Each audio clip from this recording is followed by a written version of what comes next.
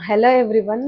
మీలో ఎంతమందికి independence day అనగానే చైల్డ్‌హుడ్ మెమోరీస్ గుర్తుకొస్తాయి? నాకైతే ఇండిపెండెన్స్ డే అనగానే ఫస్ట్ గుర్తుకొచ్చేది నా స్కూల్ మెమోరీస్. సో, స్కూల్‌లో మనకి ఇండిపెండెన్స్ డే అనగానే స్కూల్ మొత్తం గ్రౌండ్ క్లీన్ చేసుకొని, క్లాస్ రూమ్స్ క్లీన్ చేసుకొని, నీట్‌గా అంతా రెడీ చేసుకునేవాళ్ళం కదా! అలానే క్లాస్ రూమ్ బోర్డ్ పైన డిఫరెంట్‌గా ఇండిపెండెన్స్ డే థీమ్ గురించి డ్రా చేసుకునేవాళ్ళము. అందులోనే ఎవరిది బావుంది అనే కాంపిటీషన్ కూడా ఉండేది.